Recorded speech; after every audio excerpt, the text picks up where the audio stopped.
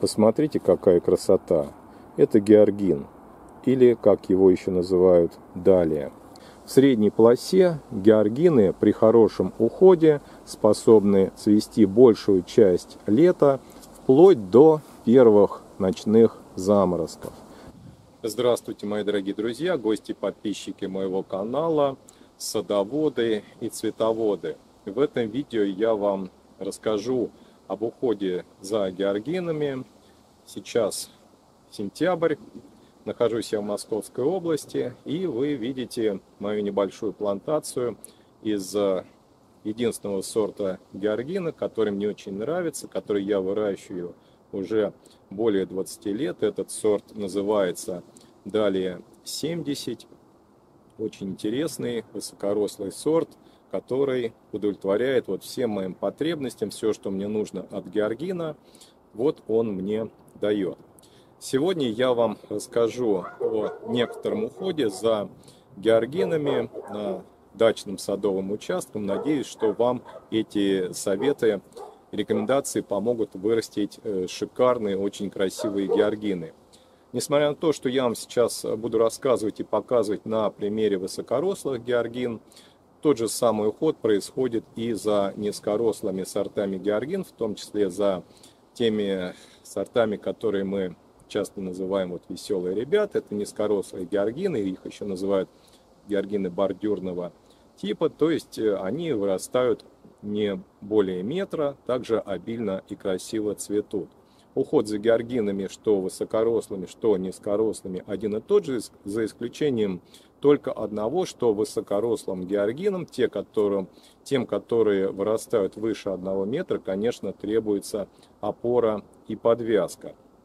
И сейчас, в сентябре, когда происходит, я бы сказал, массовое цветение, а начинается цветение георгин в моих условиях примерно в середине июня, о том, как посадить георгины в грунт. У меня есть отдельное видео, обязательно его посмотрите. А вот сейчас вы видите те растения, которые выросли из черенков. Ранней весной, в конце февраля, в начале марта я почеренковал георгины. Укоренились у меня черенки, об этом тоже есть отдельное видео.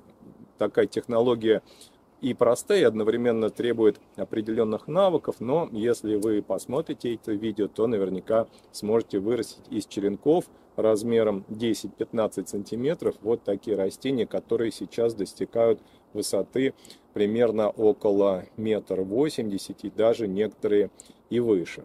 Сейчас я изменю вид камеры и расскажу вам более наглядно, что нужно сейчас для георгин в данный период, как продлить их цветение, чем защитить в основном от вредителей. Я, пожалуй, начну с того, что расскажу о защите от вредителей, потому что сейчас это очень актуально. У нас в этом году просто небывалое засилье слизней и улиток. Они очень любят нежные листья георгин, очень часто повреждают и не только листья, но и сами бутоны бывают в дырочку после нападения этих вредителей. Поэтому примерно с середины лета и до осени приходится бороться с этими вредителями. Как это сделать, у меня есть отдельное видео. Существует масса препаратов от слизней и улиток, но главное правильно их применять. Поэтому основной вредитель в это время это слизни и улитки. В начале вегетации растений, это примерно в июне, активный начинается их рост, и уже в конце месяца, в конце июня достаточно активное цветение. В этот период на растение чаще всего нападает тля. У меня она почему-то черного цвета на георгинах. Может быть, в вашем регионе какие-то еще есть вредители. Пожалуйста, расскажите об этом в комментариях. Георгины у меня практически ничем не болеют. Фунгицидами я их не обрабатываю только препаратами от вредителей. Я не знаю, какое растение еще может сравниться по количеству бутонов одновременно цветущих на растении и по продолжительности цветения, если только, возможно, розы могут посоревноваться с этим растением, хотя оно почему-то сейчас не очень популярно у цветоводов. Вот такие листья с дырочками остаются после слизней и улиток. К сожалению, полностью их истребить очень сложно, но нужно, конечно, бороться. Итак, смотрите, показываю вам сейчас георгины и сразу расскажу о формировке крупных соцветий. Сейчас вы видите вот два бутона образовываются, один из которых я бы рекомендовал вам удалить для того, чтобы второй бутон выдал максимальный размер. Это называется посынковка по бутонам. Удаляем. В этом случае растение перераспределит силы, и вот этот бутон раскроется в своей максимальной красоте, в своем максимальном размере. Также проходимся по всем бутонам, которые формируются, удаляем лишние. И если вы найдете бутон, который уже отцвел, вот смотрите, либо начал подгнивать, бывает и такое, но, как правило, отцветает, и вот смотрите, сбрасывает уже нижние листья, вот чтобы растению он не мешал, не тратило растение на него свои силы, мы его просто удаляем. Как я уже говорил до этого, обязательно высокорослым георгинам потребуется опора. В качестве опоры я использую вот такие колья размером 3 на 4 сантиметра. Они у меня обработаны специальным препаратом от плесени, чтобы они долго служили. Нижняя часть заглубляется в землю. И в качестве подвязки, смотрите, на каждое растение минимум нужно 2 колышка. Лучше использовать 3, но я приспособился обходиться 2. И вот смотрите, в качестве подвязки я использую полоски от старого укрывного материала. Это может быть агроспан, может быть спанбонд. Вот это вот материал, отрезанный в виде полоски, он не перетирает стебли, в отличие от каких-то там веревочек, бечевочек. То есть очень удобно. И он плюс еще к тому эластичный. Растение, когда набирает рост, когда оно расширяется, вот у нее побеги образуются дополнительно боковые, то, соответственно, эта подвязка немножко растягивается и не пережимает стебли и побеги георгин. На 2 ярусах приходится подвязывать примерно на высоте около 50 сантиметров от низа и на высоте около метра, либо чуть выше от верха. Вот видите, у меня к самому верху также подвязано растение с помощью полоски, ленточки агроспана. Нижние листья на стеблях я удаляю. Также желательно удалять вот такие вот пасынки, которые только оттягивают силу растения.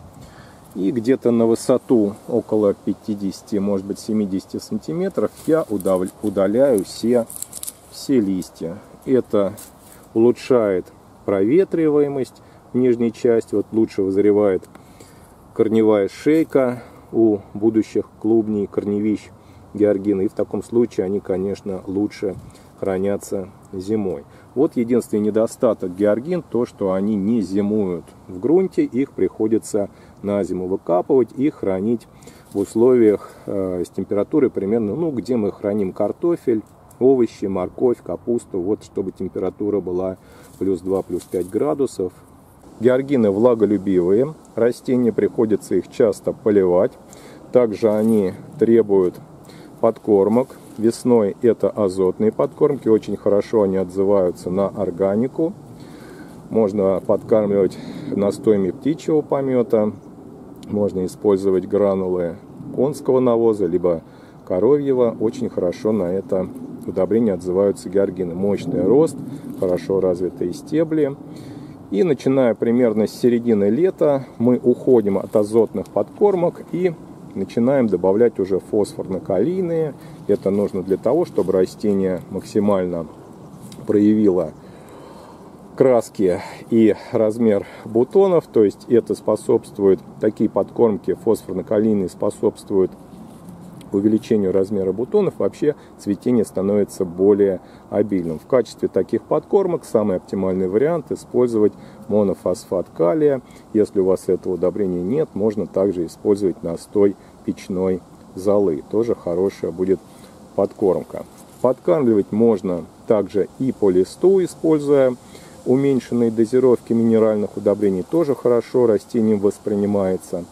Но основные подкормки я провожу исключительно в почву, в грунт под растения. Либо в водорастворимом виде использую удобрения, либо просто рассыпаю сверху, заделываю в землю и обильно поливаю. Георгины могут расти как на солнце.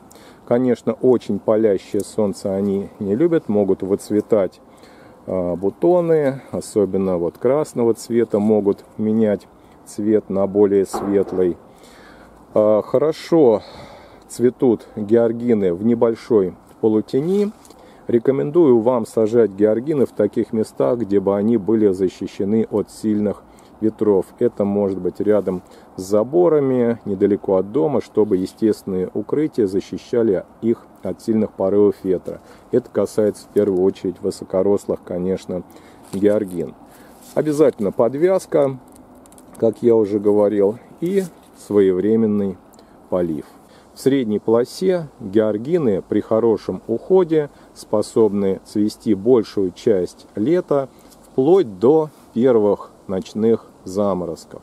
То есть в наших условиях у меня они цветут примерно до середины октября, а если осень теплая, то и более длительные сроки.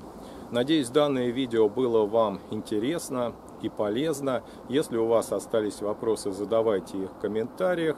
Всем большое спасибо за просмотр. Хорошего вам цветения.